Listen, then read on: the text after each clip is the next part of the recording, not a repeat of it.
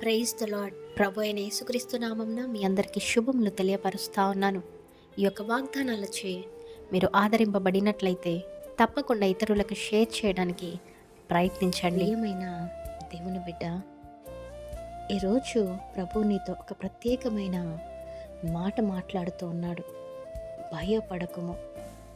బహుశా నీ భవిష్యత్తు గురించి, కుటుంబం గురించి, ఆరోగ్యం గురించి లేదా సేవ గురించి నీ హృదయంలో ఏ భయం ఉన్నా దేవుడు చెప్తున్నాడు, నా కృప నీ మీద ఉంది అనేసి.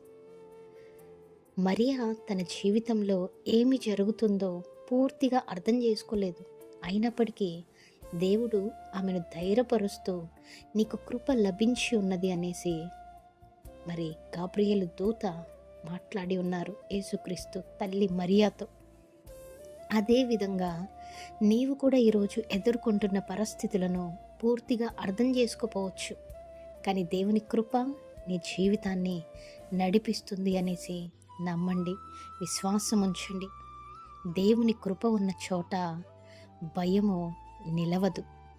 దేవుని కృప ఉన్న చోట మూసివేయబడిన ద్వారాలు తెరవబడతాయి. దేవుని కృప ఉన్న చోట అసాధ్యాలు సాధ్యమవుతాయి. ఆమేన్. కాబట్టి ఈరోజు నీ హృదయంలో ఉన్న ప్రతి భయాన్ని ప్రభు పాదాల వద్ద ఉంచండి. మీ పరిస్థితులు ఏమి చెబుతున్నాయో కాకుండా దేవుని వాగ్దానం మీరేం పొందుకున్నారో, దేవుని వాగ్దానం ఏమి చెబుతుందో అది మాత్రమే వినండి. ఈరోజు ప్రభువు మీ అందరితో, ముఖ్యంగా ఈ వీడియో చూస్తూ ఎంతమంది అయితే అటువంటి పరిస్థితులు గుండా వెళ్తూ ఉన్నారో వారితోనే చెప్తూ ఉన్నాడు లేఖనము ద్వారా. ఏంటంటే, భయపడకు, నా కృప నీకు సరిపోతుంది. మీ అందరికీ ముందుగా యేసుక్రీస్తు ప్రభుల వారు వెళ్ళి మీ మార్గాన్ని ఆయన సిద్ధపరుస్తారు. కాబట్టి పరిస్థితులను బట్టి భయపడకండి.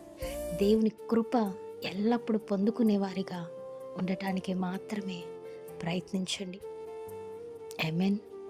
దేవుడు మీ అందరి జీవితాలలో ఈ వాగ్దానమును నెరవేర్చునుగాక. Amen. Praise the lord. Have a great day.